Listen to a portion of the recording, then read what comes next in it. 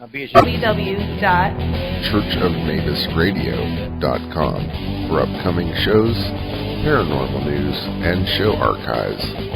That's www.churchofmabusradio.com.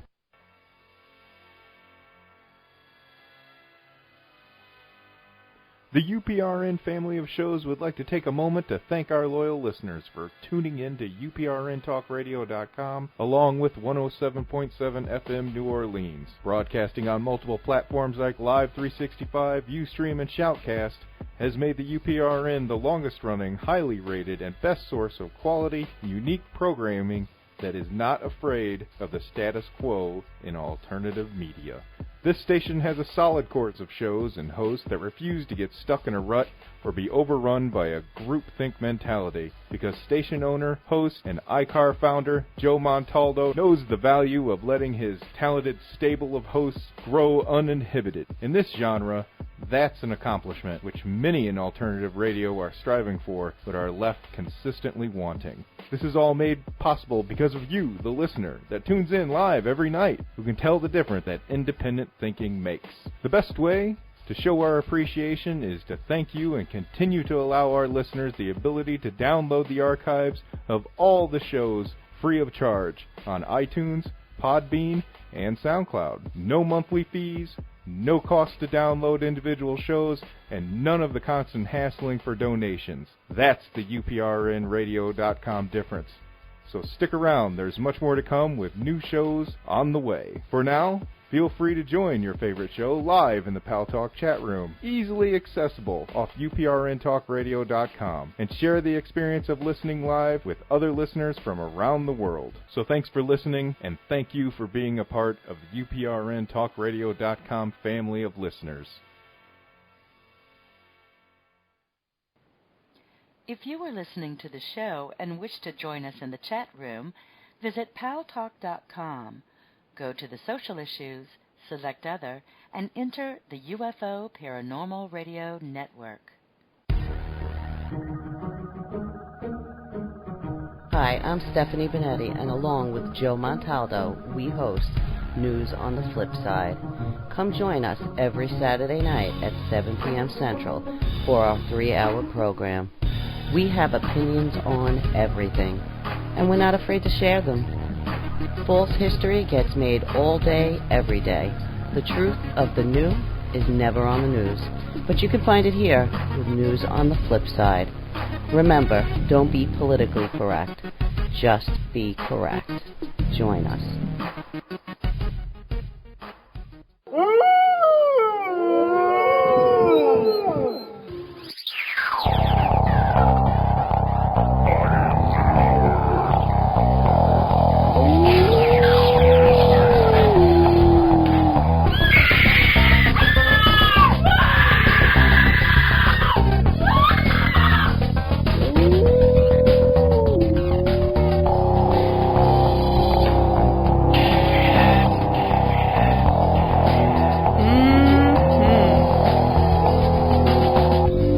Church of Mabus.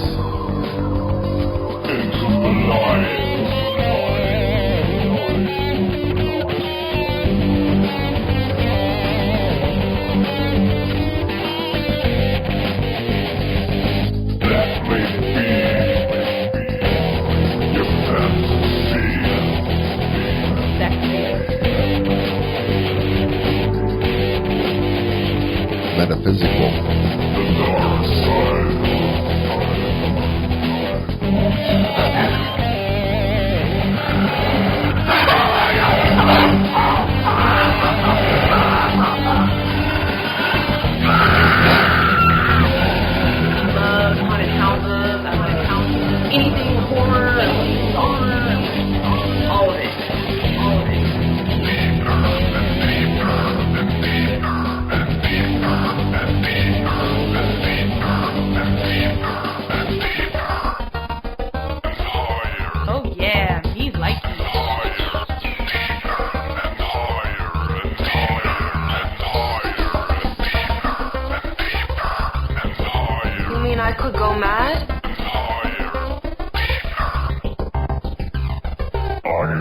I'm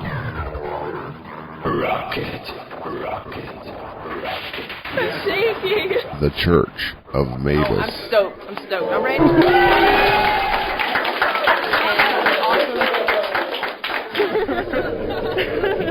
This is awesome. The Church of Mabus radio show. It's Friday, 6:07 p.m. Central. A few things to plug before we get started. You're listening to 107.7 New Orleans and 105.3 Henderson Point, Mississippi. First off, had a couple of books to plug. We got Jay McNicholas here with us. Good evening. That's right. And our guest tonight is Joshua Cutchin, A Trojan Feast, The Food and Drink Offerings of Aliens, Faeries, and Sasquatch. We're going to get to him in just a minute, but I need to plug two books. There's a new book out by Visible Ink Press by Kevin D. Randall, The UFO Dossier, 100 Years of Government Secrets, Conspiracies, and Cover-Ups. And Kevin Randall's been on the show. I've written and interviewed him, and it's a pretty good book. And Visible Ink Press is the name of the publisher, and you can go to their site, visibleinkpress.com. One more book. This is by St. Martin's Press, The Killing Lessons, Saul Black. In their isolated country house, a mother and her two children prepare to wait out a blinding snowstorm. Two violent predators walk through the door. Nothing will ever be the same. The Killing Lessons by Saul Black. That's St. Martin's Press. It's pretty good. All right. Finally some freaking cool weather. That's what I was going to tell you, Joshua. I was born in Georgia, but I'm in Florida now. I'm in the Panhandle. I ended up down here through a series of misfortunate events in the Pubis region of Florida. Yeah, that's my wife's family is from Florida, so that can be quite a steamy place. I know they're actually from down towards the south tip of Florida, and sometimes you step out the door at 9 o'clock and you're like, okay, it's time to go back in. Yeah, man, it's been like the freaking Amazon here with the heat. But it's like been hot as hell and humid, like just horrible. But yeah, I keep on expecting it to cool off any day now. Here's hoping autumn's on the way. It's supposed to hit tomorrow morning, and it's going to be like 59 degrees or something, or maybe less than that. Finally, nice. That's like the first gush of cold air. And right now it's hot as hell and humid out, and it's supposed to hit a cold front's coming in. So the first one. Oh, yeah. Well, there was a little one before this, but this is like the first big one. I always look forward to. Oh, sorry, go ahead. I'm just saying I'm excited. I love that first that penetration of fall. Yeah, I was about to say, I'm always excited about the change of seasons. They're always a welcome. The only time of year that really gets me down is that January, February chunk right there. It always gets dull and gray. So, but right now I'm ready for autumn. That's for sure. Mine's summer. I have that weird seasonal disorder. Instead of winter, for some reason, it's summer for me. Most people have. Nice. Mine's reversed. But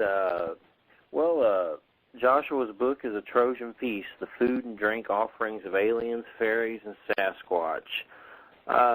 Give us a little bit of background on yourself before we start digging any deeper, like your origin story, please. Sure, absolutely. I am a trained classical musician, and I have a master's in musicology and also a master's in journalism, and I've always had an interest in these sort of subjects. If I have to really pinpoint a place that I grew to love this sort of thing, it was probably because I was a monster kid growing up. If it was anything with monsters or dinosaurs, I was all about it. So naturally, that sort of bled into interest in supernatural, Bigfoot and UFOs and whatnot. So I actually never had any inkling of getting involved in writing this stuff because, just the idea of writing a book seems so daunting. But I had noticed an aspect the paranormal that no one had really dedicated that much attention to, and basically I wrote it because I wanted to read it, if that makes any sense. Yeah, that makes sense. Well, what was some of the places that you found this information? The food and drink offerings and stuff. It seems that's not something I rarely ever come across that in anything book-wise on this subject. I've come across some Sasquatch stuff, like weird stuff, like they eat pancakes and peanut butter and stuff like that. That's about it. But right. It seems, where did you dig for this kind of information? Yeah, the interesting thing about it is that it's a very niche area. You know, it's not necessarily even the diets of these things. It's the idea of them giving something to witnesses. And the real thing that I always had noticed is you don't find, you know, up until now, there's never been a book dedicated to this particular subject. You'll find chapters in books or sections in books. I don't know if you're familiar with Patrick Harpur's Daimonic Reality, but that book actually has a section on supernatural food. And Jacques Vallée drew some loose parallels between fairy folklore and UFO folklore, and how sometimes they would offer you food. And I was always, fascinated by the food taboo, as it were, that said that if a fairy gave you food and you took it and ate it, you would be trapped in fairyland forever. And the real light bulb moment for me was I was reading J. Robert Alley's Raincoast Sasquatch, and I found out that some First Nations tribes in Alaska feel that if Sasquatch gives you food and you take it and you eat it, you'll be stuck with Sasquatch and eventually become a Sasquatch as well. So I've always been really fascinated at the interconnectedness of these different phenomena. Not that they're necessarily even all the same phenomena, but maybe that they're different sides of the same coin. Maybe they're using similar methods, or these entities are sort of having overlapping Venn diagrams, as it were. But that moment when I read that about Sasquatch offering food and you being trapped with Sasquatch, I said there's too many similarities here. And of course, natural outgrowth of that is you read all the time about contactees and abductees being either given or forced food as well. Now, of course, there's not, Yep, the pancakes. Everybody knows about the pancakes. Yeah, there's a UFO pancake story. I don't remember the details of it, but that's like a big one. I can't remember all the details or the names or anything, but there are some aliens giving away pancakes. Yeah, no, that's the Joe Simonton story, where he was an eagle farmer from. Eagle farmer. He was a chicken farmer from Eagle River, not an eagle farmer from Chicken River, from Eagle River, Wisconsin. And it was in the 60s, and he was actually cooking breakfast, and he heard a sound outside that sounded like tires on wet pavement. And he looks outside, and there's this bowl that's like this giant bowl-shaped object that's in his front yard. And inside, he says that there were three guys who were dressed all in black, and they were short, and he said that they looked like Italians. And they held a jug in the air and motioned that they wanted some water. So, being a good chicken farmer from Wisconsin, Joe Simonton goes outside and grabs the pail, fills up the water, and brings it back to them, and he notices that they're cooking these, like, pancakes, which, if you look at them, you think of pancakes as being pretty big. These things were pretty small and porous. And apparently they saw that he was taking notice of these things, and they gave him several of these pancakes, and then they flew away. It's the only case where you have somebody who actually has some physical evidence of an encounter and an interaction like this. But that's sort of the poster child for this phenomena. Now, for me, the interesting, Simonton ate those pancakes and said that they tasted awful. They didn't even really taste like anything. And if you look at fairy folklore, fairy food is never really actually what it's presented to be. It's always leaves or twigs or, bugs and worms cloaked to look like something else. So the idea is that there isn't really anything of substance there. So it's a neat little parallel between the two phenomena. That is the sort of stuff that I eat up. Yeah, definitely. What was the evidence that he had? He actually had the pancakes, believe it or not. Yeah. If you just do a Google search, you can find the pictures of the pancakes.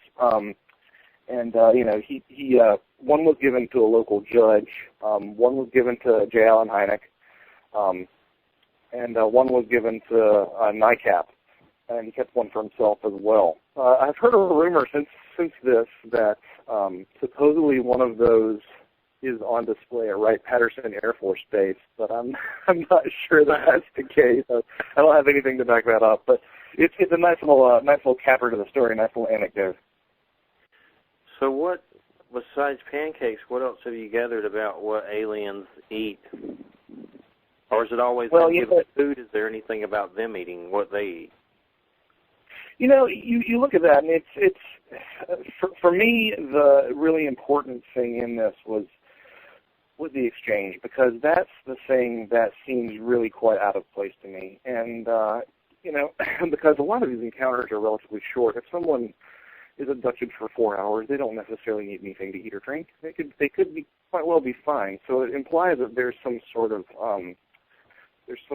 deliberate reason why these substances are administered. So that's really the angle that I took, because I mean, trying to figure out what different people have said over the years that aliens eat and drink is a rabbit hole that you can just tumble on down.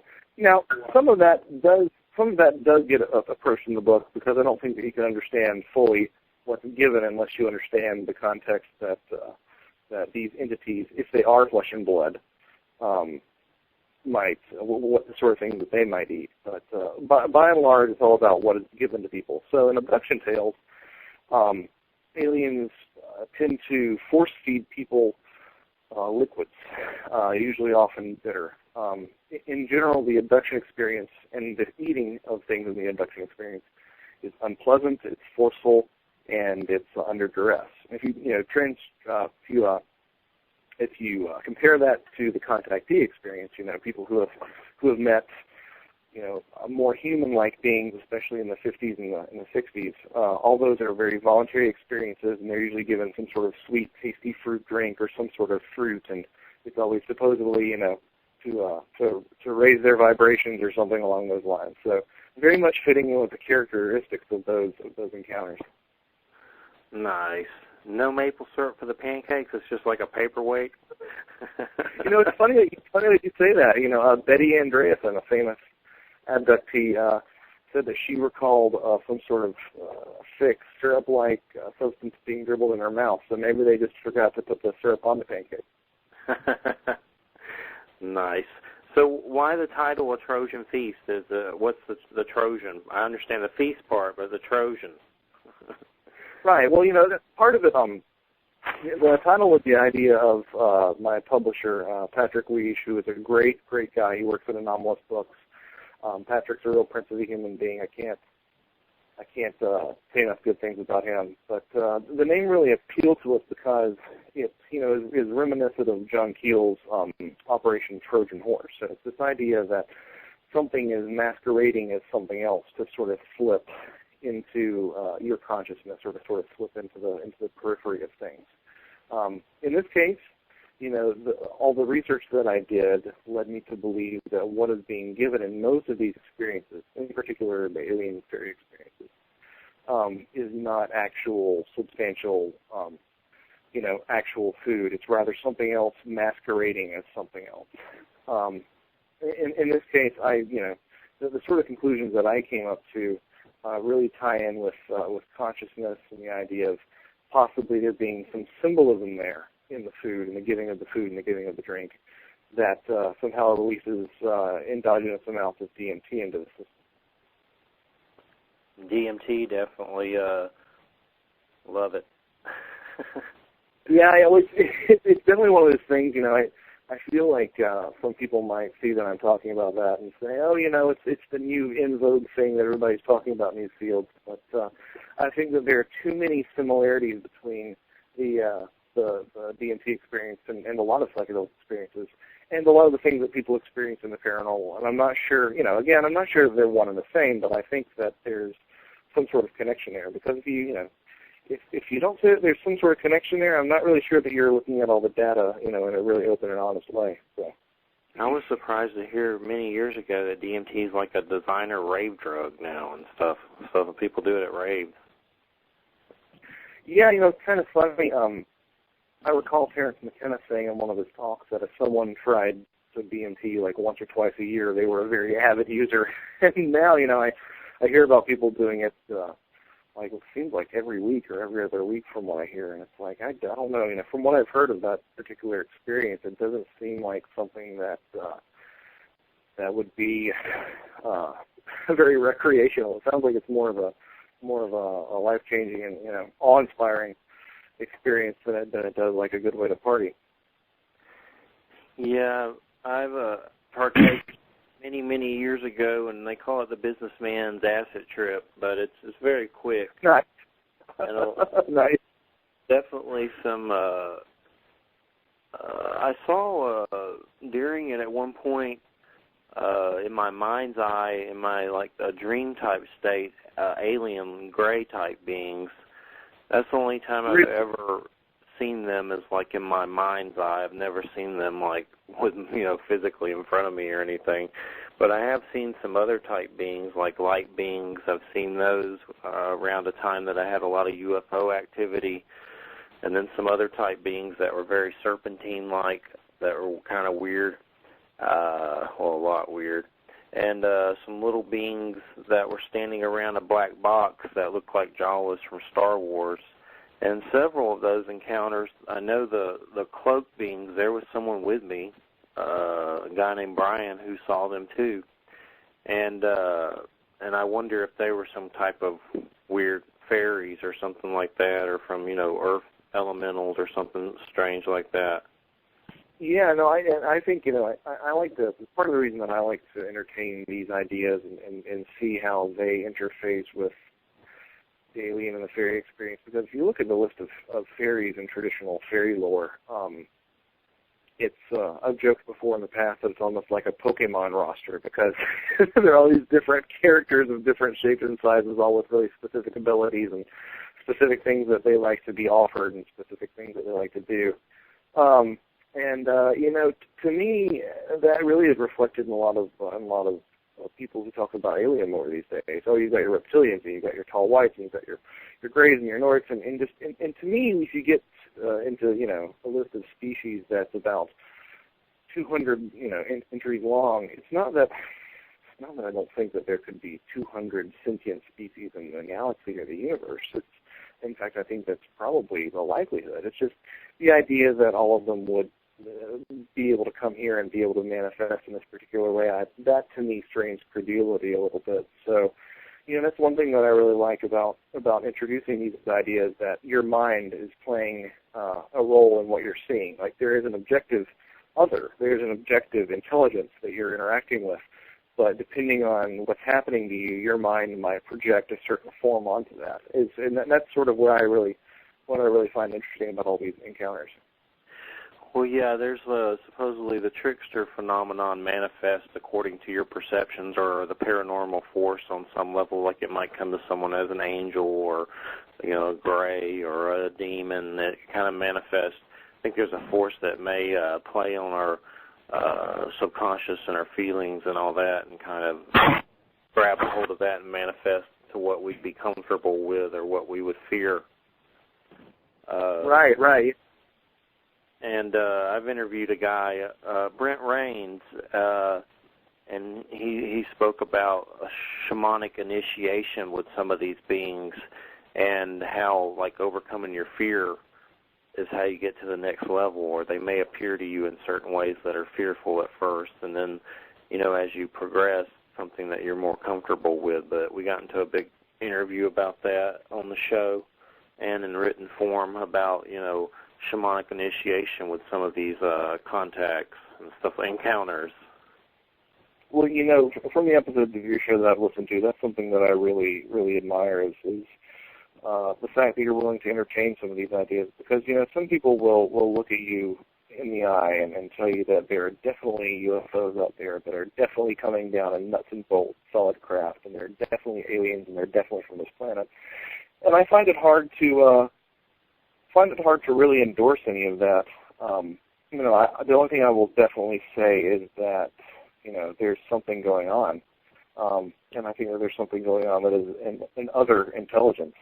But, you try to talk to some people about that, and they say, oh, you're just denying, the reality of the situation. But, it's not that I'm against that other idea. I think that anybody who's really involved in this area would love it if there were actual aliens, in craft that landed on the White House lawn tomorrow. I think we'd all love that because we'd feel validated. But at the same time, I don't think that there's necessarily a lot of solid evidence to say that it's exactly aliens coming down. Yeah, well, with this subject, you have to be very careful, or you can go into the light worker woo-woo psychosis. You can, and the line that I tend to walk is that I feel like there's a kernel of truth in a lot of things, and I think there's even a kernel of truth in some of those camps as well. But yeah, for the most part, some of the things that I see them saying just to use an old Southern term, they fly all over me. Yeah, so I definitely understand what you're saying. Share a lot of articles. I'll let you go in a second, Jay, just after this. Let me, I share a lot of articles on Facebook to a lot of light worker groups like Palladians and Starseeds, and I post up these UFO articles, and man, it's the most entertaining thing ever to read some of these comments. Like I posted, there was some video of this guy that videos a winged dinosaur. What's it called? A plesiosaurus or pterosaur? Yeah, what he said. And it's flying in the air, and it's either CGI or it's not a really good mythical object. Yeah, I think it's CGI. It was really, it could be real, which I doubt it, but it looks that good. You're like, well, what if this is really real?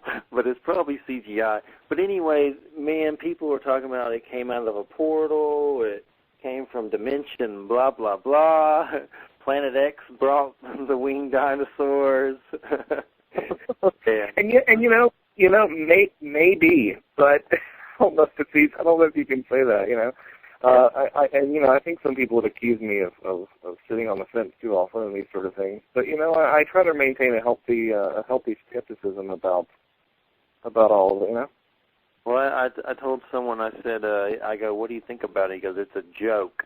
And I go, well, you believe in multidimensional Sasquatch. How do you know they don't live with dinosaurs? And it came out of there. And he just laughed. Which, let's get Jay on the throne here. What's up, Jay? Not too much. I'm fascinated by this concept of the food offerings, particularly from the aliens, because, like you, Jeff, I hadn't heard anything about that. And then, of course, in ancient legend lore, you hear about fairies and stuff offering food to people, even the snake offering the apple to Eve. But what I'm curious about is,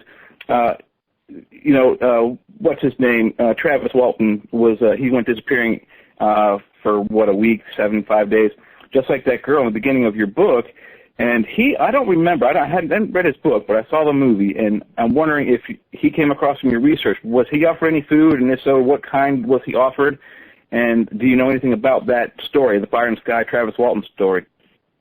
Yeah, it's interesting, because I did take a look at that, and I was not able to find anything. Now, I haven't spoken to Travis, actually myself. I haven't had that opportunity yet. But there wasn't anything that I found, which I think in some ways is even more conspicuous because he's someone who should have been given something to eat and something to drink. But one thing that I did notice, in Fire in the Sky, in the big examination scene, they smear his mouth with a sort of paste, which it comes up in a lot of not a lot, but it comes up in a relatively frequent amount of abduction stories, something similar along those lines, and it's interesting to see the way that they co-opted that for the story. That did not happen in any of Travis's accounts. So I didn't find anything that actually Travis remembers eating or drinking, but maybe it's something that he just hasn't thought to mention yet. I hope to have the chance to meet him and speak with him someday. Yeah, he's actually been on the show. I haven't been on the show with him when he was here, but Jess interviewed him. But yeah, I remember that scene from the movie, and there's no explanation about that as far as I know that he's spoken about. And earlier you mentioned how some abductees are forcibly forced to drink a bitter substance, and a lot of abductees describe, usually painful medical experiments that are done on them. And it would seem to me that, when you go to the doctor's office, a lot of times they often will give you medication if they're going to, inject you with something, they usually give you something to, calm your nerves sometimes. So maybe that's what they're giving in those bitter tasting liquids. But the two people that really brought the whole abduction phenomenon into modern culture were Betty and Barney Hill, and wondering if you researched any of them. And I know their story pretty well. I know they didn't mention anything about food or drink that was offered to them. So what were you able to find out about them? Betty and Barney, no, you're right. They didn't have any food in their particular encounter. But with these examinations that you run into, I think it's interesting how I think that we can all sort of agree that UFOs tend to change over time, and I don't know if that's tied to sort of like a popular consciousness and how we are, interpreting what we're seeing, but the airship wave of the 19th century and the saucers and the black triangles and the orbs of light, they all seem to be very sort of different things. And I think that if you follow the progression of the food and drink through these different tales, it makes sense that in modern, the medical abduction scenarios, like the ones that that Betty and Barney had, that there were, there are injections in these cases, and there are, pills that are administered in these cases. I didn't really look into injections besides the passing mention because, it's when you look at something like this, it's almost a little bit too much to wrap your hands around if you try to bring that in there too. But, I found it really interesting when I was doing some preliminary research for this. I found an old UFO update post where Nick Pope said that food and drink didn't really feature into modern abduction reports. And if you look at it, and if you look at the data, there's a lot of stuff there still. There's still, in fact, I wouldn't necessarily call it like, I wouldn't call it a common theme necessarily. It doesn't happen in every account. But I would definitely call it a minor motif. Carla Turner definitely said that this was something that was not at all uncommon to hear about in abduction stories, people being given liquids and such. All right, and we just got a good question from our chat room. What do fairies actually eat? Not so much what they would offer to a human, but what is their natural substance that they would eat? Do you know? Did that come up in your research? Absolutely, that is a great question, and it's sort of I had said that I didn't really talk much about what the entities eat in this book, but I think you do have to talk about this at some point. And fairies were always said to eat something called foison, which was the essence or the goodness out of the food. When you would put out milk for a fairy or a pixie at night in the British Isles, and you would wake up the next morning and the milk would still be there, it was because the fairies hadn't actually drunk the milk; they'd drunk the foison. They had, they had taken the goodness or the essence out of it. And there are plenty of cases where cats would drink this milk and they would feel sick, or if someone left out bread and a child ate the bread, the child would be sick because all of the goodness, all of the essence had been removed from that. Now, what's interesting is that in Robert Kirk's The Secret Commonwealth, it's an ancient text on these subjects, he claims that the fairies actually absorb this essence, this foison, through their skin. And if you look at modern research by folks like David Jacobs, and as well as a lot of other people who have suggested similar things, again, you see this motif of aliens absorbing things through their skin. So the question that it really is, that really becomes relevant to in the case of the book is if these entities, whatever they are consuming things through their skin, does that mean that I should broaden my cases that I'm looking at to instances where people have an ointment or an oil rubbed all over their skin as well? Because it's still, that might be the way that they ingest, and that might be them trying to give a substance to someone. In which case, I have to admit, it would blow this entire phenomena of entity food, as I like to call it, apart, because it would double my pool of cases by at least half again. Just a ton of cases where people have had something smeared on their skin. So I definitely address that in the book. But this idea of them eating the foison, the fairies, from their offerings, to someone who is skeptical, it sounds like, oh, well, that's the easy way that you say that the milk is still there after the next day. It's because the foison was taken out. They didn't actually take the milk. But, I still think it's something interesting. And you find, I found a great parallel between that and an example of someone who was receiving, basically being gifted from Sasquatch, some catfish. And interestingly enough, none of the animals would touch the catfish. And a lot of times when you had this foisonless food that was around, let's say it was an ox in the field that the fairies had gotten to, none of the scavengers or the animals would touch it. And of course, obviously there's some connections there with livestock mutilation as well. And it's interesting you mentioned absorbing through the skin. One of the more recent developments in the UFO world is, it probably started in the late 90s. Was it Phil Spector came out with the story about the Dulce base, and allegedly at that base, which I think is New Mexico, there's an underground base that is co-mingled with military at the top levels and aliens at the lower levels, and at the very lowest level, they call it Nightmare Hall. There are allegedly some vats down there with pieces of human bodies, chopped up humans in these vats, and the gray aliens sit in these vats and absorb the nutrients through their skin through osmosis, and also, on the same token, excrete whatever waste material they are still carrying from their skin into the vat. And Phil Schneider, Jeff just reminded me it's Phil Schneider, not Spector. Anyway, did that come up? Did that Dulce base, was that part of your research where you found out about the osmosis kind of absorption of skin? Absolutely. That's something that I ended up addressing in the book. If you look at, I just brought up David Jacobs because he was the one who said that. It's kind of funny. He was the one who said, we now know that aliens absorb through their skin, but the truth is there's been stuff coming out about, this particular theory for a long time. There had been the Dulce base reports.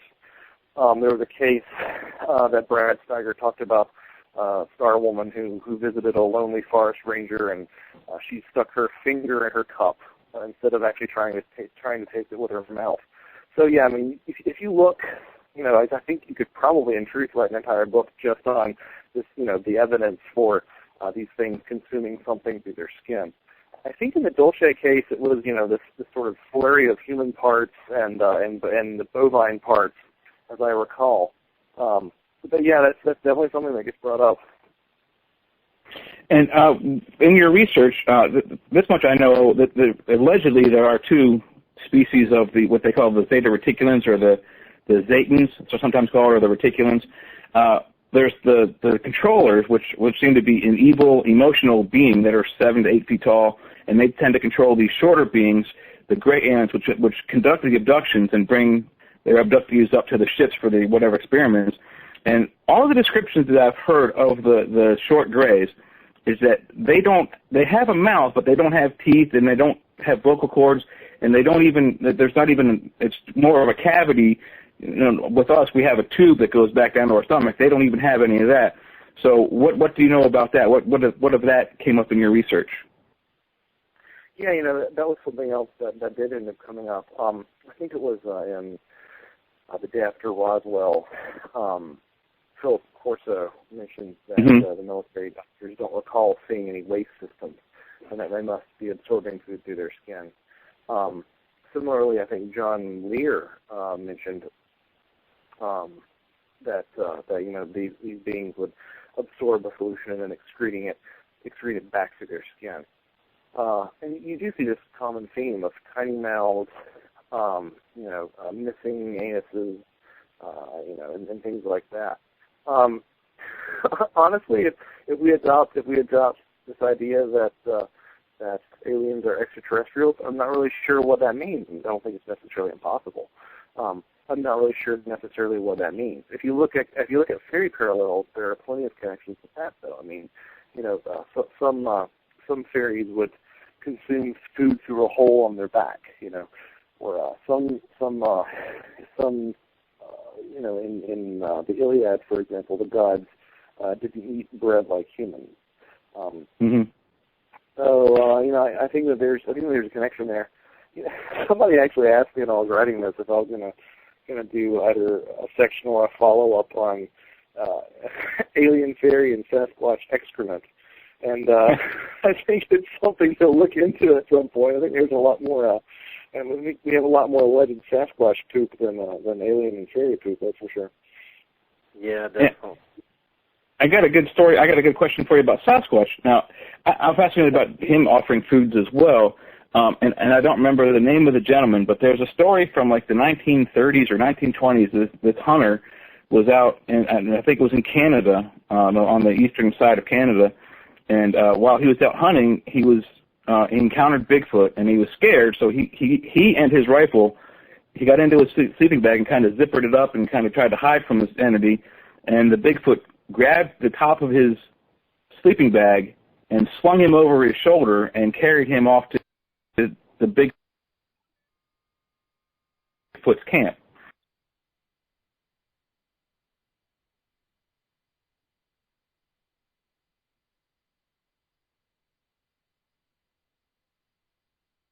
And when that story came up in your research, yeah, that's one of the big stories that actually is in the book with Sasquatch. You know, I included Sasquatch because of the parallel that I mentioned earlier about being given food by Sasquatch and not being ever able to leave Sasquatch. And if you look at Sasquatch, there are actually a surprising amount of parallels between fairy lore and Sasquatch lore. Having said that, finding cases where Sasquatch is giving people food are rare. Finding examples where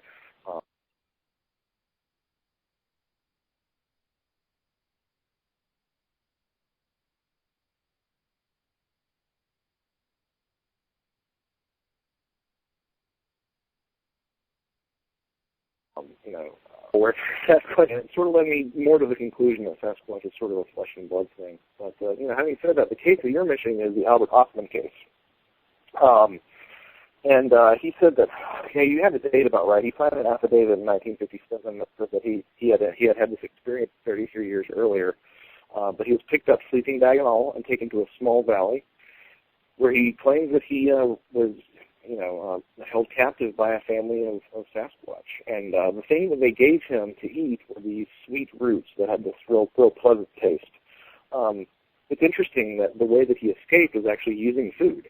Ostman was able to convince the father Sasquatch to eat his can of snuff, and the Sasquatch obviously thought it was a horrible thing to eat. So Sasquatch ended up picking up the coffee that Ostman had brewing because Ostman had his backpack there, so he had everything. And the Sasquatch ended up throwing the coffee into its mouth and burning its mouth, and that's how he got away as he created a distraction. So it's a nice little link there. The only other case that really stands out besides that one is the encounter of Seraphine Long, who was a young Native American girl who was taken by a Sasquatch, and apparently, according to the story, who gave birth to a child with the Sasquatch. And while she was there, it gave her frogs and some vegetable matter as well. But it's interesting, Sasquatch are the only things that give people meat. I found like maybe 5 cases where fairies and aliens were said to be giving people meat. So we're having an argument in the chat room about Bigfoot. Someone said that they'll shoot him in the face. Glenn, he's like one of those right-wing hillbillies.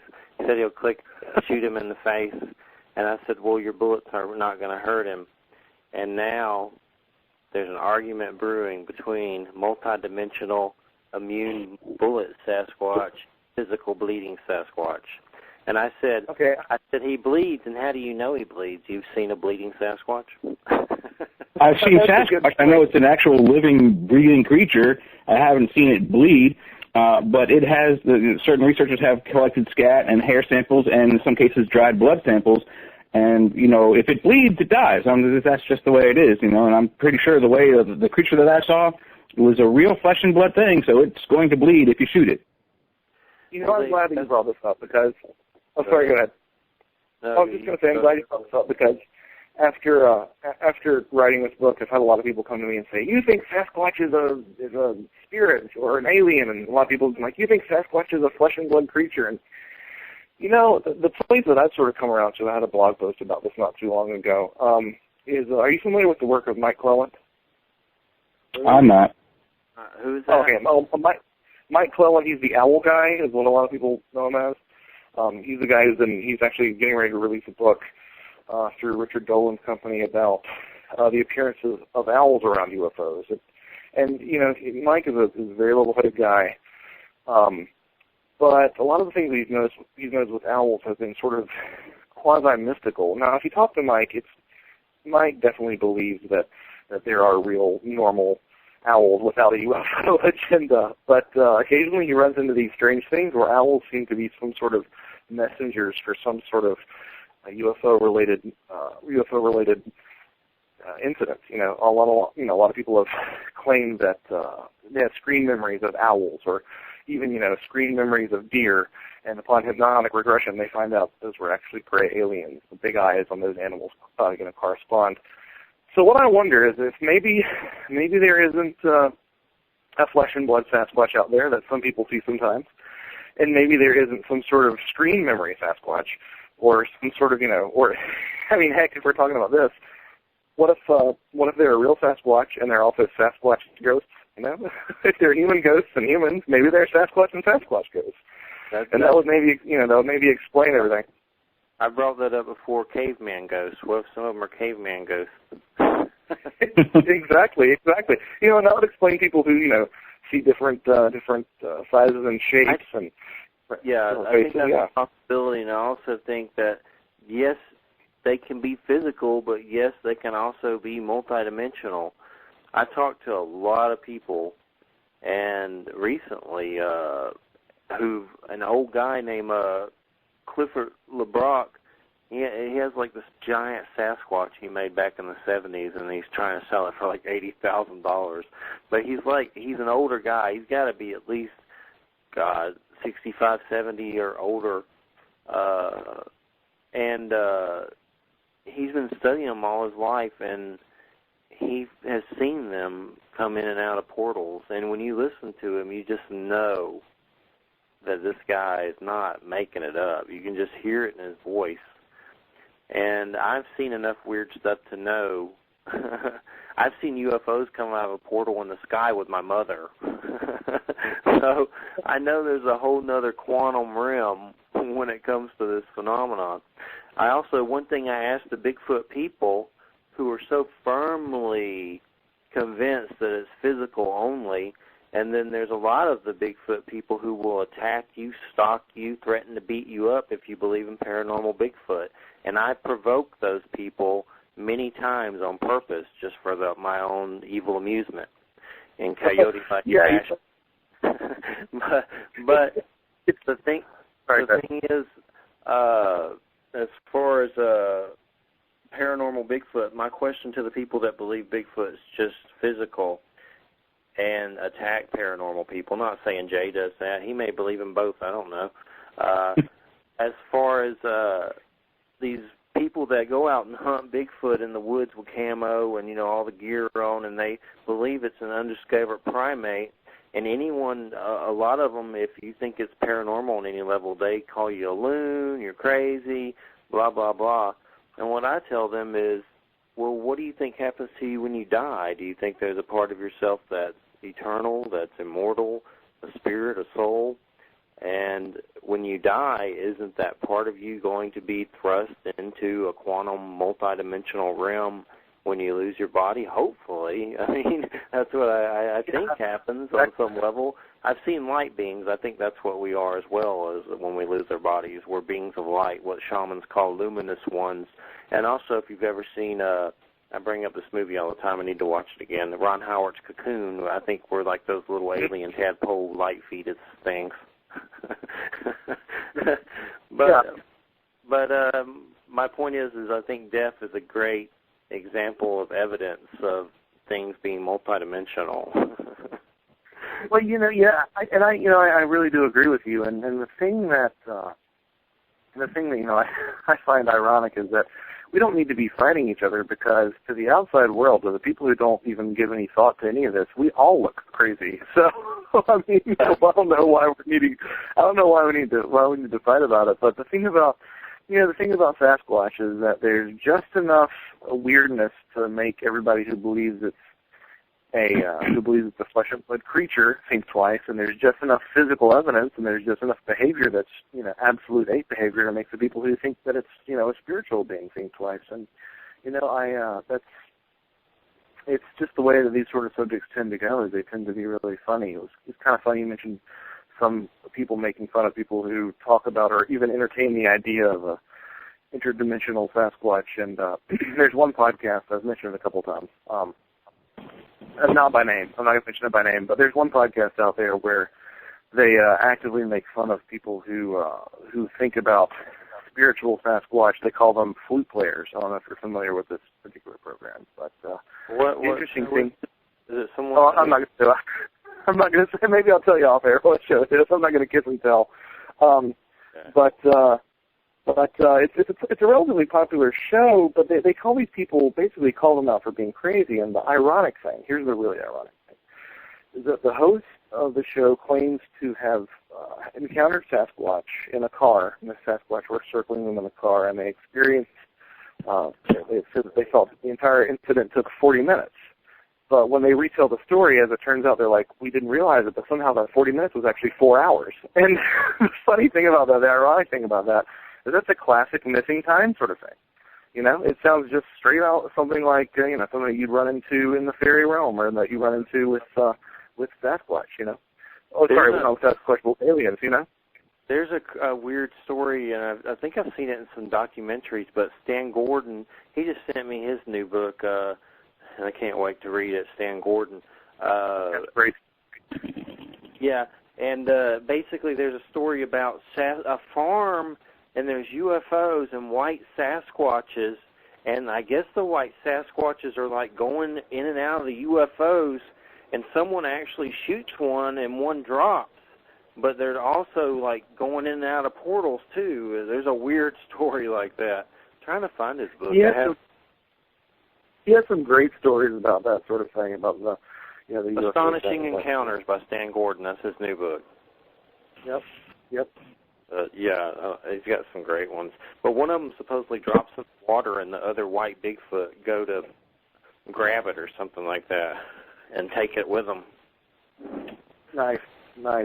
So I think it's in all kinds of, different perceptions and perspectives on, like you said, it could be some Bigfoot ghosts. Maybe people are just seeing the ghost of them, and there are physical ones that are like the tribes that live underground or whatever, or living wherever they live, and then there could be dead ones too, and that's there's both. Well, it's kind of funny. I've talked about this before too. I hope that when I die, I can ask God, what's the deal with UFOs? And he's going to say, well, it's a little bit of altered states, and 25% of it was altered states, 25% of it was experimental aircraft, 25% is like extraterrestrials, and 25% of it is swamp gas. I think that if we actually ever have a moment where we find out about any of this stuff, we ever actually get to that day, either in this realm or the next, and we know actually what's going on, I would not doubt it if whatever these things are, Bigfoot, Faeries, Sasquatch, are 4 or 5 different things, all acting at once and all overlapping, and really sort of muddying the waters, because that's just sort of what it seems like. That's the only way that I can really reconcile all the conflicting information, That's what I've, grown men in the woods hunting Bigfoot and camo with night vision, and that's what I've told them. You're grown men in the woods hunting King Kong, and I'm crazy because I, believe in multidimensional Bigfoot and UFOs. I mean, do you see the irony in that at all? Yep. No, you're right. You got a point. Well, the first association I ever heard of Bigfoot being associated with UFOs, believe it or not, was on the $6 Million Man. And it was just a TV show. It was just kind of a funny plot device for that episode. Actually, I think it's a 2-part episode. And Bigfoot was played by Andre the Giant, who's now since passed.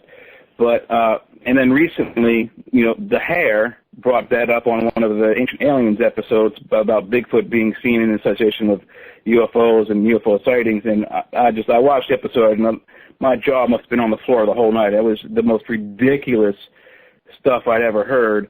And I also feel the same way about the spiritual or the portal jumping Bigfoot.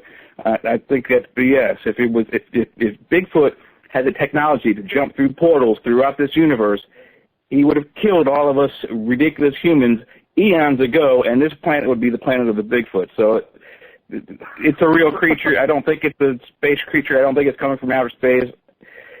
Some of the stuff that you see on these, conspiracy websites and stuff, it just makes you laugh and go, where do these people come from? I mean, where do they get these crazy ideas at? And I don't know. It must be something in the water.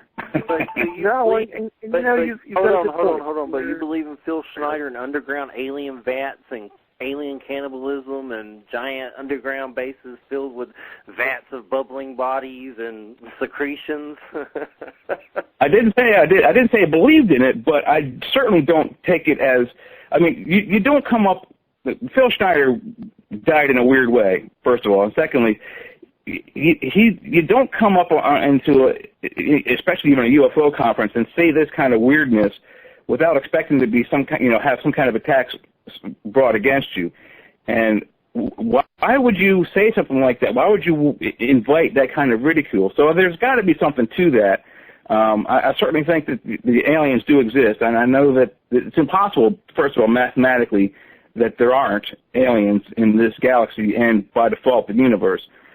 And then the ones that are allegedly interacting with our planet, there's some really, really strange stuff out there. I mean, we just simply don't know. I mean, the biology of these creatures, if they are creatures, they could ingest, like Josh was saying, through drink water with their finger in the glass. I don't know. We got to go on break now. I think they're interstellar one-ton Ewok Wookiees, and I think they use portals. But we'll be back in a few minutes. We're going to take a break, and Joshua, don't hang up, and we'll get back into some more topics when we come back. You're listening to the Church of Mabus Radio Show, and also coming up after my show is Elaine Pustiano, Supernatural Substation. She must be from up north. I have trouble because I'm from Georgia saying those northern names. Supernatural Substation, and is a show on 9/11 that's coming up next after the Church of Mabus Radio Show. We'll see you in a few minutes. Yeah, Joshua, just don't hang up, and we're going to take about an 8-minute break. Are you good for the rest? Another about... To the Mind Cemetery with your hosts Chip and Nicole every Monday night at 9 p.m. Eastern. Exclusively on the UFO Paranormal Radio Network. We delve into UFOs, abductions, ghosts, aliens, conspiracies, and cryptozoology. And how could you ever forget about those creepy topics you won't hear on your local news? This is where I would insert my obligatory skeptical statement. The Mind Cemetery, where the paranoia about the paranormal comes to rest.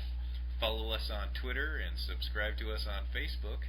Also, check us out on our website, mindcemetery.com, for show updates and the critically acclaimed Mind Cemetery blog. It's not critically acclaimed, but you should check it out anyway, mindcemetery.com. Whoa! Did you hear? Listen to the Church of Mabus Radio Show, hosted by Jeffrey Pritchett. 7 p.m. Eastern. Friday nights. Follow your weird and journey into the high strange.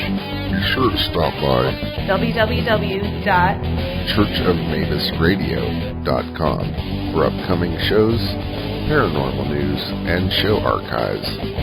That's www.churchofmabusradio.com.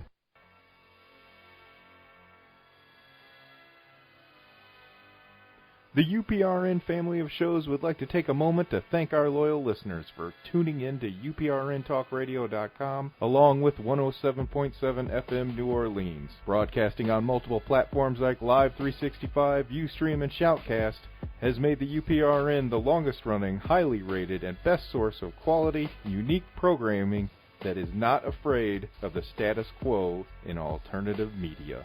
This station has a solid course of shows and hosts that refuse to get stuck in a rut or be overrun by a groupthink mentality, because station owner, host, and iCar founder Joe Montaldo knows the value of letting his talented stable of hosts grow uninhibited. In this genre, that's an accomplishment which many in alternative radio are striving for, but are left consistently wanting. This is all made possible because of you, the listener, that tunes in live every night, who can tell the difference that independent thinking makes.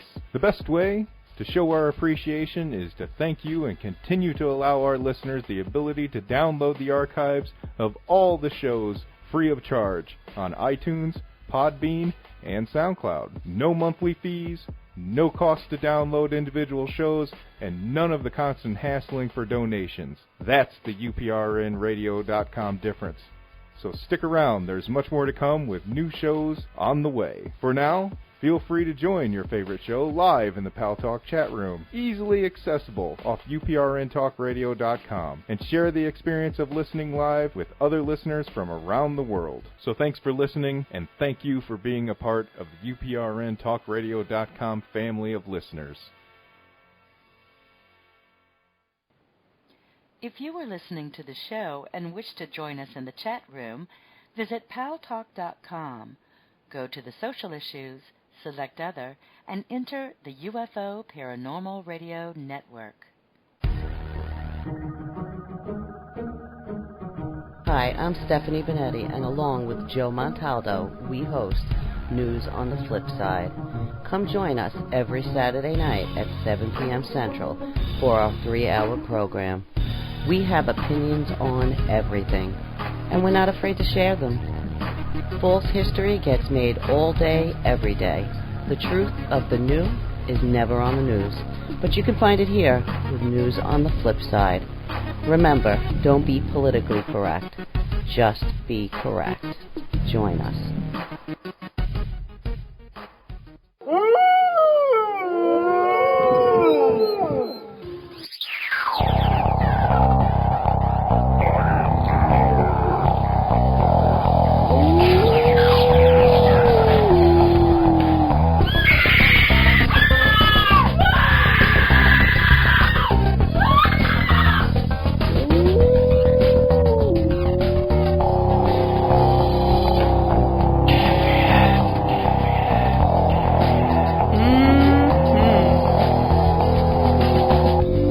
Church of Mabus. Into the night.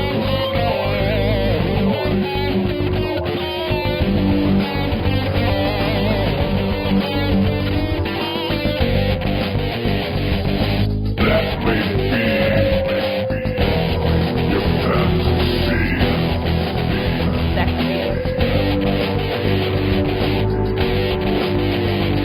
Metaphysical. The dark side.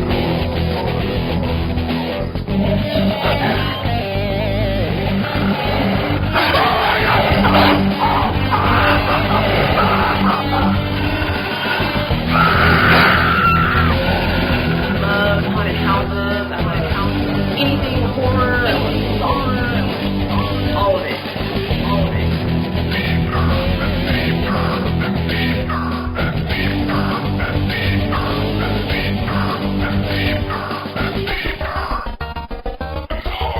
Oh yeah, me like it.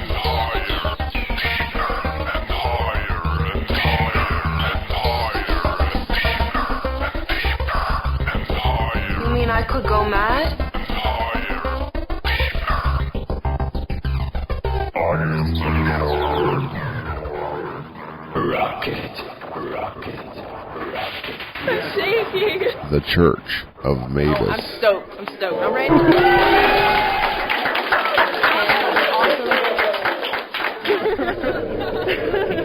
This is awesome.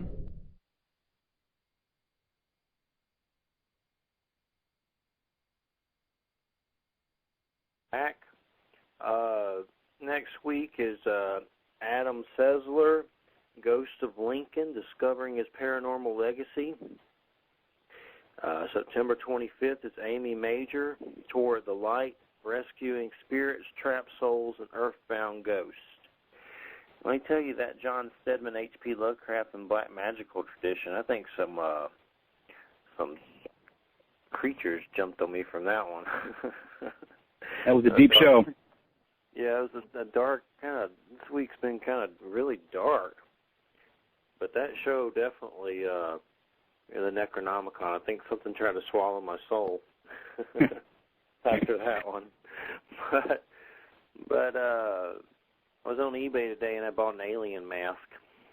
It's like this gray Area 51 alien mask. I'm going to take pictures of me in it next to Alien Cletus, my alien statue. And sometime I might film videos of it and do weird stuff on YouTube with it.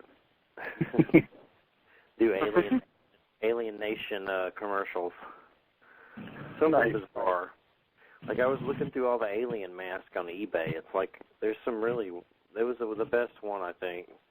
But it's pretty cool to look through all that stuff. It's like all these weird Halloween, alien costumes and stuff. I might start collecting those weird Halloween alien masks. They're pretty neat. Yeah, the Greyhounds must be mad not getting any of that money from that trademark. That's right. But we're about to, there's a cold spell coming in tonight to Florida. It's going to get cold.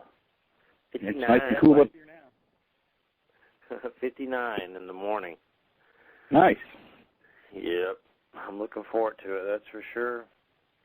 And it'll be in the 80s instead of the 90s, so probably going to get hot again, though, but at least we're starting to get some kisses from fall to run off the horror of summer. Well, this is your first book, isn't it, Joshua?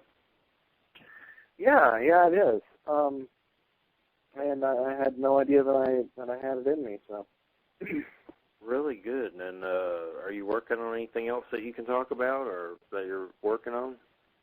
Well, thanks for saying that. I actually am in the thick of writing a follow-up. And this one is going to take a look at a bunch of different paranormal smells. The thing that everybody wants to really latch onto is a smell of sulfur, which is by no means inconsequential. But there's some other trends there that I don't think people have really noticed. So it's going to be a lot in the same vein, although it's going to be looks like it's going to be structured a good deal differently,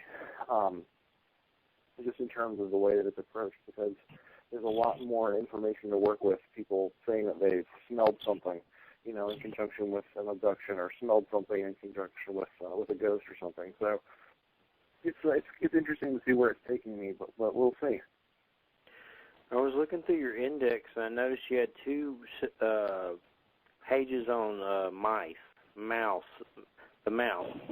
And recently, there's a mouse in my house. And I'm surprised it hasn't happened sooner, really, because I'm out in the middle of the wilderness. But today I was sitting on the toilet reading Fangoria, and a mouse comes through the crack, and it's like it was saying hello to me. It just ran by really quick and dipped in the light, and I saw it, and it dipped in the dark. It was gone. But I bought a live mouse trap for it. This is the first time I've ever had a mouse here, so I'm not going to kill it, but if it gets in this trap, I put a Cheeto in it. Nice. That'll probably work. I've been fortunate enough throughout my life to not have to deal with too many mice. I had some that were hanging around in college, but I'll take bugs over mice any day, man. Honestly, bugs I would rather have than mice.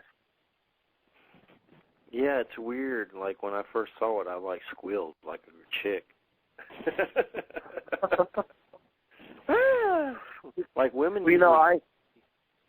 women usually go nuts over a mouse because they think it's going to run up their leg. I don't know why I got afraid of it. Well, it's funny. I wouldn't really be afraid of rodents too much if I didn't have, I was in an apartment complex one time, and the girl next to me had a rat that actually ended up biting her nose in the middle of the night. She felt something hurt her nose, and she opened her eyes, and there was a rat staring her in the face, and she was bleeding and had to go to the hospital. It's all fun and games until that happens. So, yeah. that would suck. Seriously. Yeah, but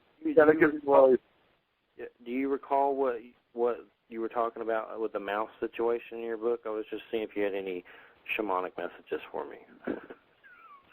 Yeah. That's all right. With the mice, there was one encounter that I ran into where, there are a couple, but the shortest one, the quickest one to get across is that there was a gifting situation with Sasquatch where supposedly there was a BFRO report about 10 mice that were wrapped in little grass packages, almost like little sushi rolls. But the other one that was really fun was a story about this family who was vacationing in Oregon, and this little girl said that she had to give her leftovers to them, and the family didn't know who them was, and they saw her go into a broom closet or something, and they opened the door and they found these two mice, these two rats who were eating off of the plate. And after this went on for a couple of days, and the dad finally decided to get a rat trap, and he put it out there, and when he actually caught one of the rats, we actually heard it snap. The daughter started screaming, and they started hearing human-like screams from the closet. And it turns out there was supposedly a little man who was trapped in a rat trap, and he eventually got free, and he said, he could be heard to say in this story as he ran off, if it's rats they want, it's rats they'll get. And apparently rats ran them out of their vacation home. So who knows? It's a great story, I can tell you that. And it really highlights an aspect of this that I think you sort of have to talk to. You sort of have to talk about when you talk about this sort of thing, which is the idea of offerings from us to them. Fairies used to always take offerings of milk or bread. It depended on the particular fairy, what exactly they wanted. But that happens a lot, and there's a lot of parallels to that with Sasquatch habituation. People who are supposedly leaving out apples, and they leave a candy bar out for Bigfoot, and they get mice.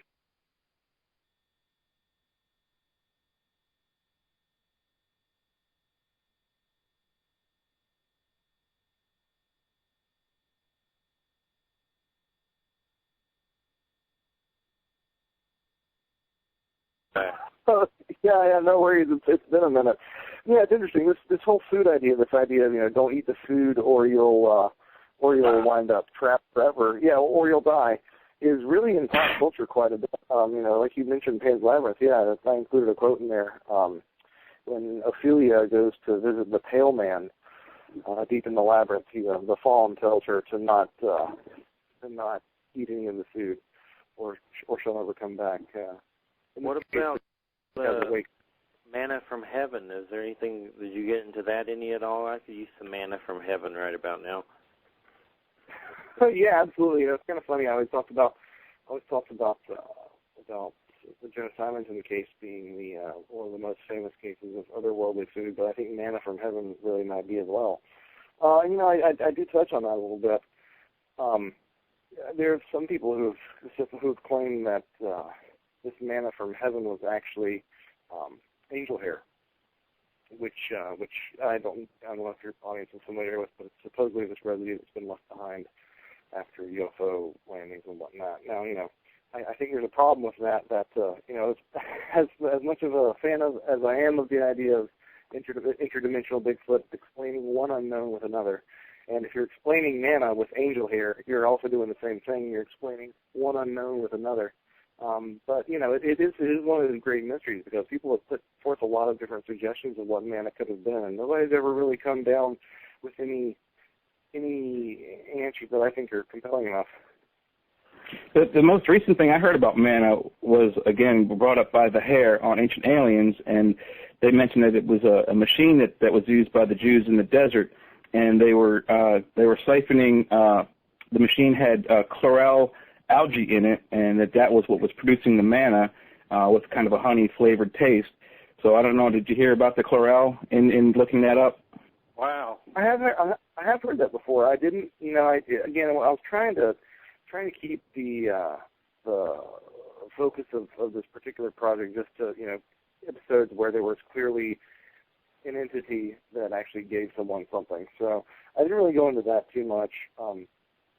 But I had heard that before. It was like this sort of green algae that supposedly could have sustained them for all that time, right? Mm-hmm. Yeah. It was a fascinating idea, but I don't know how much I believe into that they had an actual, a physical machine that would make the food for them that would kind of put them, in advance of us where we are technologically. So right. And the idea is, you think that, if there was, you hear, if they go out of their way to talk about the Ark of the Covenant being an object that does things, you'd think that they would actually have an object that gives them manna in the text, and you don't really run into that. It's literally just manna from heaven. So that's something else that I would sort of throw out there as sort of a counter to that. So your focus is mostly on foods that are given to people by entities. Did you come across ambrosia, which is the food of the gods? And I don't know necessarily that it's given by the gods to humans, but do you mention that in your book? Yeah. I mean, again, there's so many different little wonderful detours that you can take along throughout a book like this. And ambrosia did come up, especially how ambrosia is tied in with these ideas of ambrosia in Greek mythology was the food of the gods, and it's connected conceptually to Amrita in Hindu mythology, and Amrita, of course, is synonymous with Soma, which I'm sure we all know that Soma is this a mythic Hindu drink that is some speculated was actually an entheogen, a lot like ayahuasca or something that will actually, allow you to see things in contact other realms. So it's interesting that all these cultures have these ideas like Amrita and like ambrosia, this idea of this sweet liquid food of the gods, which again, this idea of liquid food ties in with that alien thing that we're talking about before, Oh, hey, I was going to say, is manna a code word for pancake? Jews with a giant pancake.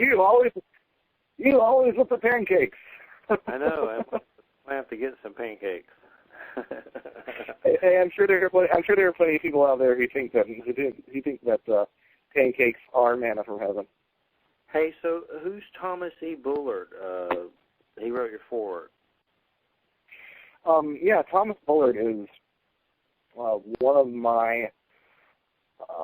It was really quite humbling to have him volunteer to write the foreword for this.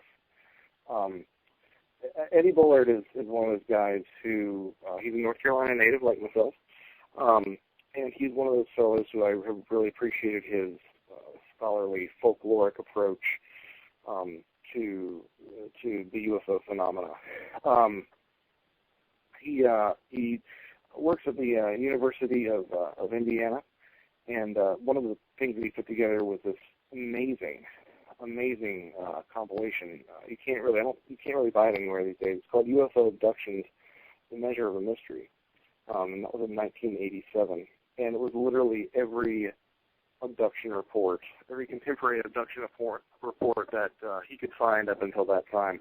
And it was, hugely influential. A lot of the things that he talked about too is he had a great scholarly article out there. You should look it up about the similarities between the abduction experience and the shamanic initiation experience. This idea of being taken apart and put back together, a crystal being put in your head, the idea of being taken by beings to this room full of white light, all these things. He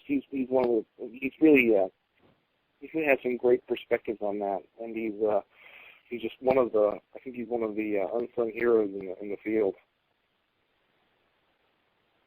Yeah, what's his book called? I want to look it up.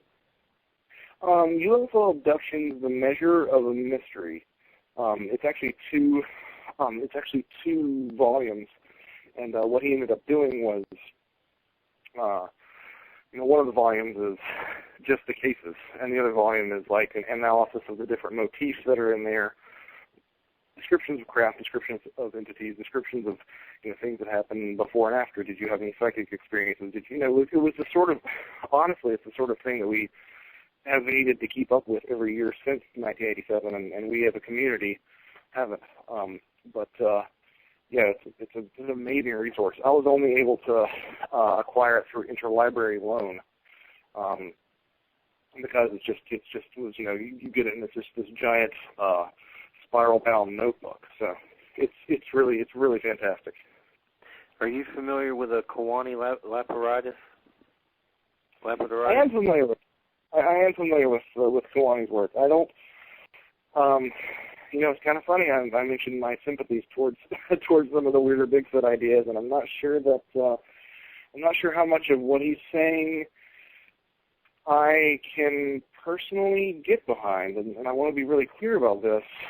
I haven't had any experiences. I've had some ghost-type experiences in my time, but I've never had any experiences that anybody would say were really Sasquatch experiences or alien experiences. So, if that's what he's experienced and that's his particular truth, more power to him.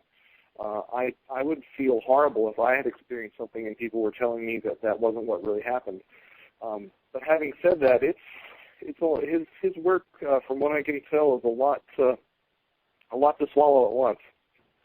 Well, he's been doing it for 50 years or so. Oh yeah. And I know people that have my book, Praise for the Hairy Man, The Secret Life of Bigfoot, which wrote with Andrew Colvin, the Mothman photographer. He's been out to his Kiwani's land and had weird stuff happen out there. So I've heard from people that have gone out there and had weird stuff happen. So he's definitely got something going on. But he's definitely a proponent of multidimensional Bigfoot and portals. But he gets into it in a way that, is very convincing. And I have had several people go out in his land and have weird stuff happen to him who I trust and have told me of the experiences and stuff. And I've recently... Yeah, go ahead. Oh, I was just going to say, it's one of those things where something that I do think speaks in favor of what he says is that there is a real strong internal consistency in what he says, if that makes any sense. Yeah, he's got Psychic Sasquatch, that book, and then the other one, Sasquatch People, and there's supposed to be some others coming out. I've had weird stuff happen just reading his stuff before. There was a time I was reading his book, and I heard an animal-like noise, but it was para-audio. It was weird, it was from somewhere else, but it wasn't outside my window. It was almost like it was coming from the unseen into my ear. That is strange. Yeah, it was very peculiar. It happened when I read his book. If there's a book that I can read that would increase the likelihood of me having something happen, as long as it's not too terrifying, I'd be all about it. So, have you ever had any paranormal experiences? I know with the UFO subject, I don't think Micah Hanks has ever had a UFO experience. We've talked about that before, but I'm curious, have you had any or none? Yeah, I don't think Micah has really had any. I think Micah has seen plenty of odd things in the sky, but nothing that he can't really, nothing that he cannot have enough of a doubt about seeing, in terms of what it was. I have not seen anything in the sky, unfortunately, and I have not seen any Bigfoot. Most of the things that I've run across in my life have been profound synchronicities or some ghost phenomena. I saw what I'm convinced is the ghost of a Civil War soldier at Stonewall Jackson's house in Virginia. And I've had sort of some interesting activity that I would probably chalk up to being fairy activity. There was my parents were adding on to their house when I was a child, and all around the construction site, and even inside the house, I would find stacks of quarters. It would always be 4 quarters at once. I'd pull out a book that nobody in the family had pulled out in years, and I just wanted to pull it out and look at it, randomly basically, and there would be a stack of 4 quarters behind the book, which I think sort of sounds to me like typical fairy activity. Could it have been my parents swear that they didn't do it. Could it have been them and they didn't realize it? I guess so. Could it have been my sister? Maybe. But it was a really strange time in my life, and it's something that I haven't been able to explain.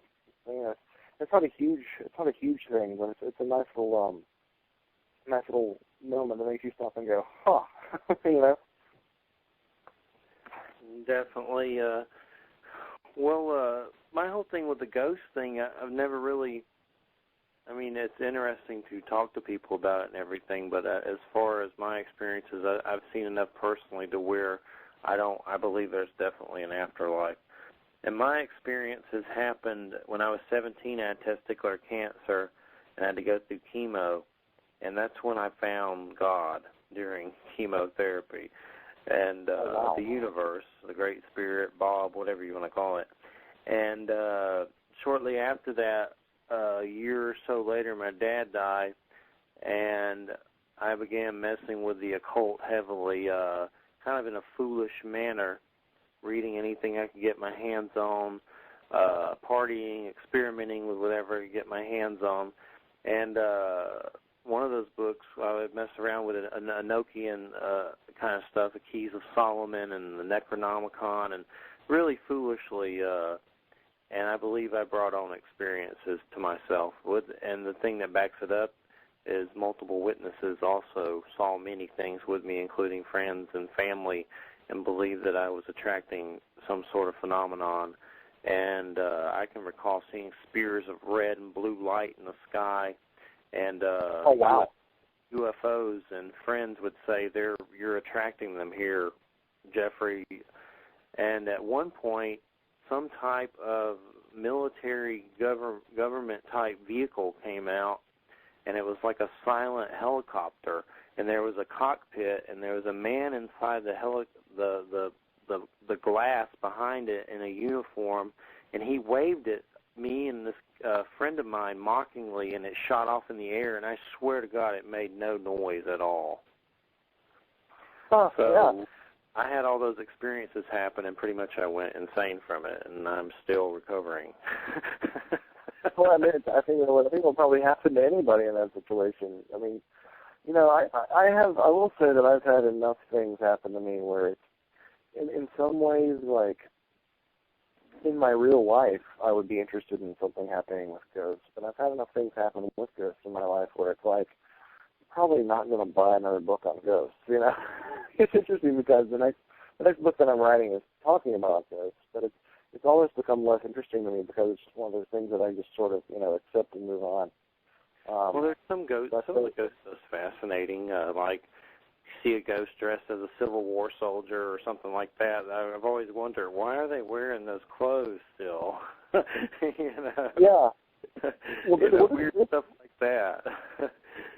This particular thing that I encountered was, I don't know if you've ever been to Stonewall Jackson's house, but it was actually used during the war between the states as a hospital for the Confederate Army. And if you look at the architecture of the place, you sort of bottleneck up a stairwell and up a stairway, and that means that everybody has to go up this very narrow stairway one at a time. And while one group is coming up, the group that's getting ready to come down will stand at the top of the stairs. And I remember we ascended the stairs, and I looked to the left out across this crowd, and it was this young boy who was in the middle, like literally in the middle of the group that was waiting to come downstairs. There was this young boy standing there in a Confederate costume, sunken cheeks. He looked to be about 13 or 14 probably. And I didn't really think, the funny thing is, I didn't really think anything of it. You know, he wasn't transparent. It wasn't, you know, spooky or anything. I just literally thought that he was, you know, he was a reenactor or something, or he was a kid who was really into the Civil War and wanted to wear his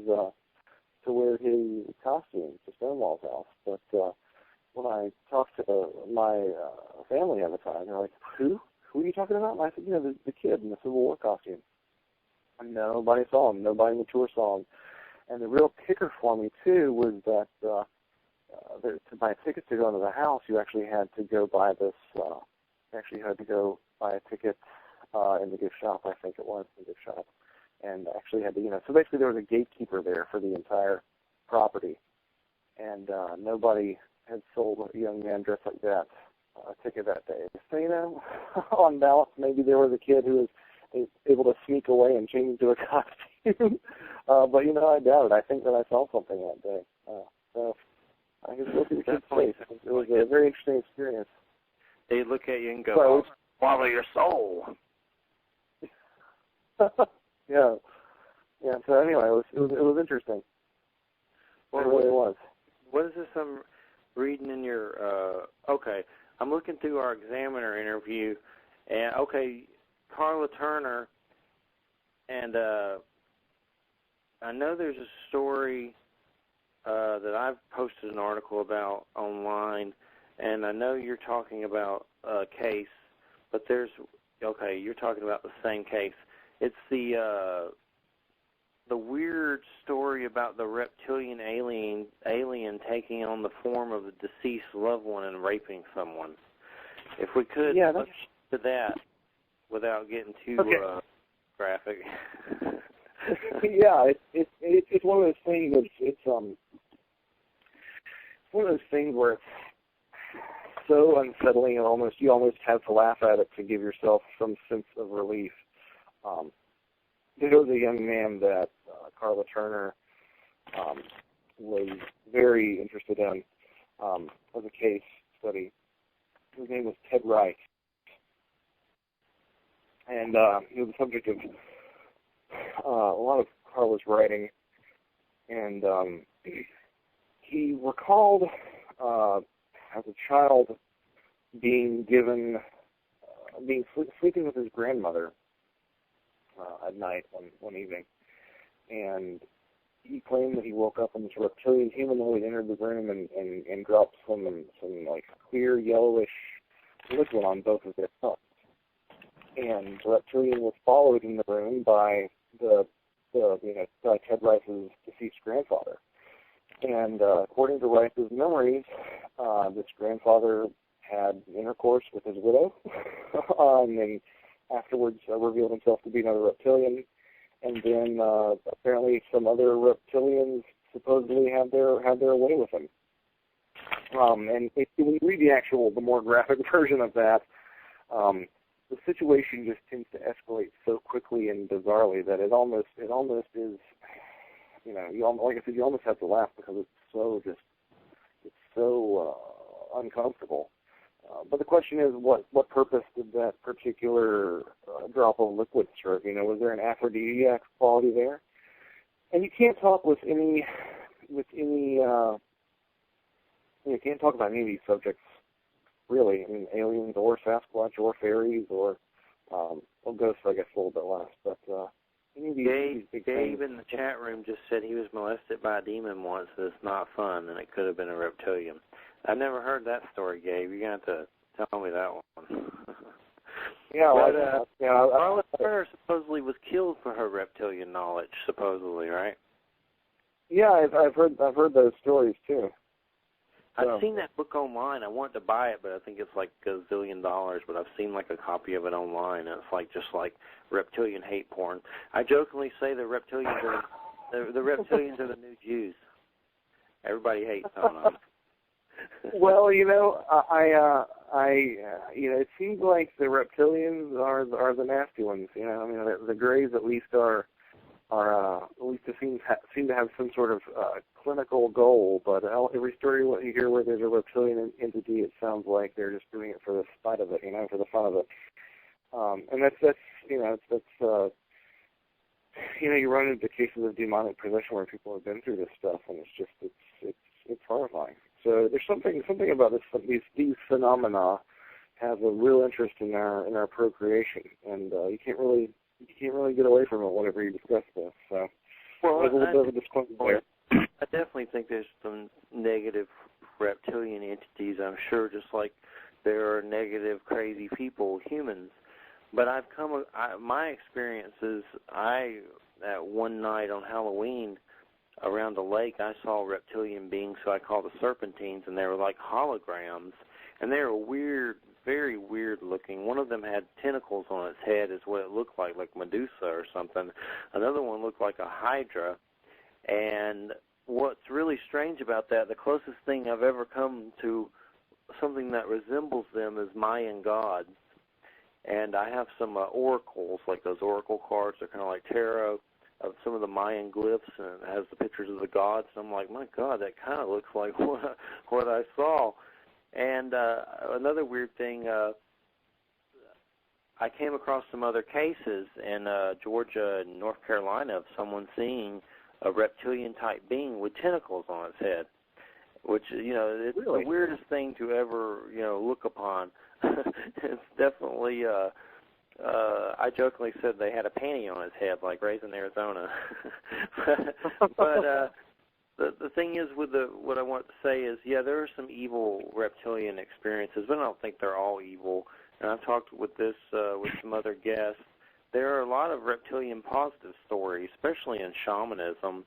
There's a lot when these people do ayahuasca or DMT or whatever, that some type of serpentine or reptilian type entity comes, and it's like in the Celtic and Druidism and stuff, the adder and the snake and the serpent's like immortality and healing energy. And there's also a story in Buddhism where the Buddha is meditating and it starts to rain, and this many-headed hydra comes out. And I came across this story after what I had seen, and it was kind of validation on some level because I had that experience. And then later I came across that Buddha story, and he's in the rain meditating, and then the Naga, or the hydra, or it says many heads, comes out and protects him so he can finish his meditation and go into nirvana or whatever. But I think just like people that they're, good and bad with the reptilians. But with these truthers and stuff, man, the reptilians are like the new Jews. They hate them. Like, they blame everything, Illuminati, New World Order, reptilians. It's shaped It's interesting because I feel like whenever you want to pin one of these things down and say, all of them are evil, you hear stories where people have great encounters with Greys, and you hear stories where people have great encounters with Sasquatch, and you hear people have stories where they're having horrible encounters with Sasquatch, and it sounds like a reptilian thing. I think. That makes me wonder what we're really seeing, or if there are that many different factions with that many different motives. Who knows? You got to be real careful when you start labeling entire races evil. Then you're going to turn into Donald Trump. Yeah. You got to be careful with that genocidal behavior. Yeah. You gotta watch yourself. You gotta watch yourself. Like, I wrote a rant on my Facebook recently because they're. Some truthers, I get all that about the truthers and stuff, but some of them really just annoy the hell out of me. They're just like I'm pro Bernie Sanders, and some of them will be like, oh, he's just a puppet, and Illuminati, and New World Order. And it's just, I think there's some truth to that, but some of them just really get on my nerves. They're like, wake up.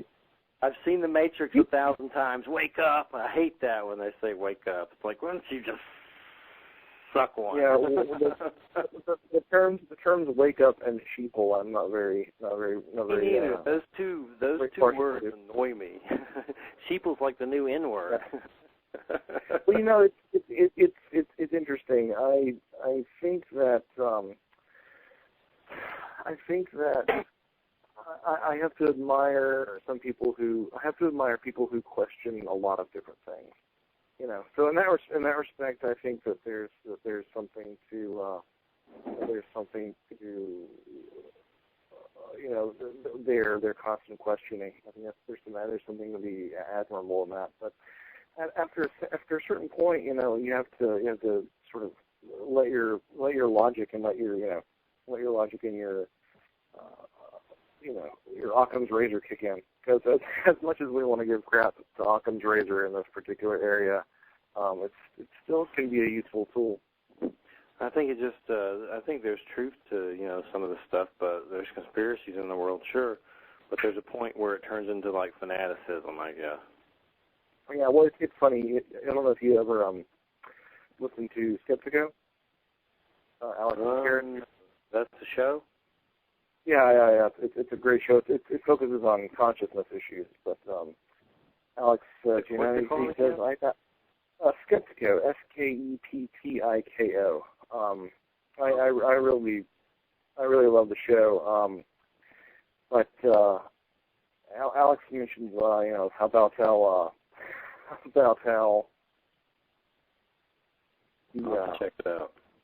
Yeah, he mentions about how he's like, I believe in conspiracy theories. He's like, have you ever sat in on a land deal or on a corporate deal? He's like, you have more than two people, talking about something behind the scenes. It's almost always a conspiracy of some sort, to undercut someone or to shortchange someone. So I think that sort of along the lines of what I was talking about with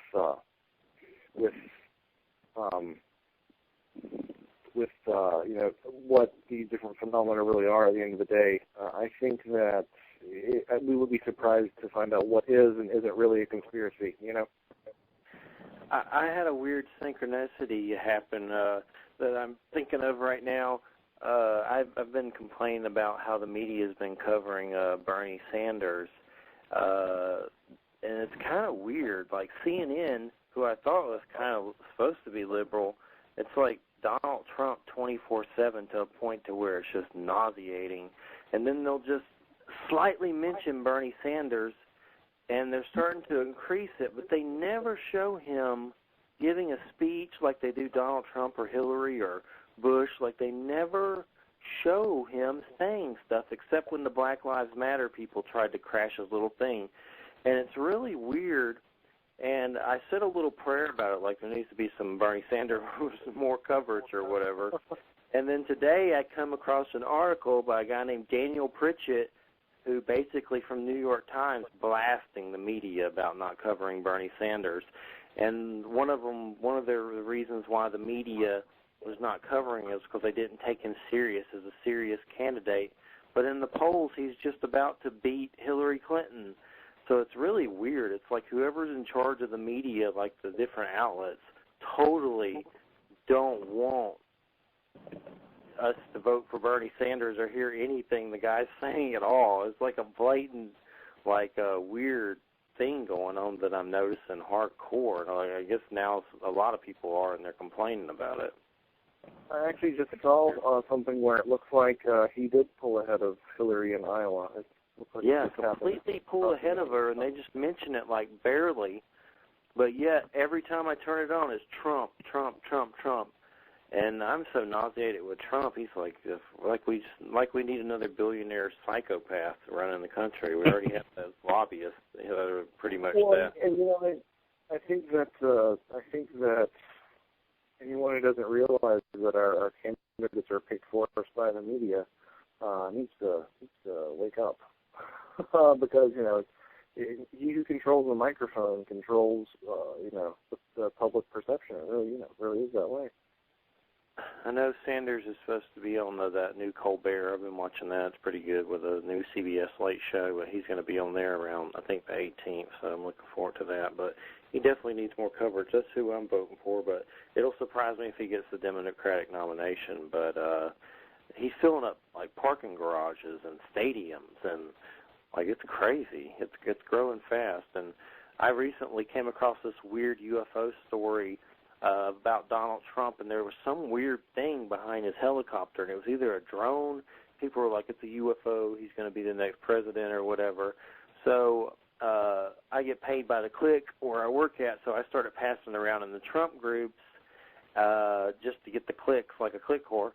And I was looking at the Trump groups and the Bernie Sanders groups, and there are a lot of Trump groups, but the Bernie Sanders groups are insane. It's just nonstop, like groups full of 50,000 people, like huge, like just the crews, the Facebook groups, and there were a ton more than Donald Trump. But it's definitely a conspiracy when it comes to the media and Bernie Sanders, which I think finally he's rising in the polls so much they're like going to be forced to talk about him more. So yeah, growing. Yeah, it's you sort of have to wonder, that old phrase, "Who watches the watchman?" Well, I wonder, when when the media are sort of dictating what you're hearing, who controls those who control what you hear? You know. Definitely. Well, we got about 4 minutes, and I guess we're going to start closing out. Let me. Did you have a website? Yes. Mm-hmm. Yeah. I'm trying to stay pretty up to date with blogs once every few weeks or so. I'm in a season of life where I'm going to be pretty busy here for about the next month and a half, so I might not have as many as frequently for the next month and a half, but it'll pick right back up after that. My website is joshuacutchin.com. That's JOSHUACUTCHIN.com. And you can find links there not only to my book work, but also to my music and how to contact me, and also some blog posts. So I don't always do, promotional blog posts. A lot of times it's just like little ideas and little thoughts that I have that I can't necessarily build a book around, but I'd like to get out there. So, yeah, it's a lot of fun. We really appreciate it. You've been a great guest, and, man, we've thrown some questions at you, and you're like a card catalog. You're doing pretty good. Well, that's right. I appreciate it. I live and eat and breathe and sleep a lot of this stuff, so it's exciting to me. You even tackled the mouse question really fast. And I've got a shameless plug for you. I don't know if you're aware of this. Your book is available on Amazon, and there are several links on there, and one of them has your book listed as used and new for $2,171.20. That's pretty amazing. Yeah, so I haven't seen this yet. It's shades of Missing 411. It sounds like where all his books get bought up and. Yeah, a lot of that's like a weird fluke where some computer does it and it screws up weird. Like that, I've asked someone about that, and Mary Man has a weird thing like that. It's got something to do with the computer that's doing some kind of weird fluke. But the missing sort of algorithm gone wrong. Yeah, I wouldn't doubt it. But the Missing 411 books are pretty rare, so you can only get those at the website. I don't know why he doesn't do more on Amazon, but I've interviewed him about 5 times, and the best place to go for those is his website. Well, we appreciate it, and thanks, and keep us in the loop for your next book, and we'll definitely look forward to the next for sure. Thanks so much, and it was a real pleasure talking with you guys. Keep on doing what you do. All right. Oh, you're weird, and keep on trucking. All right, thanks. Sounds good. Man, take care, and thanks, Jay, and everybody have a good weekend. Good night. Good night. Bye.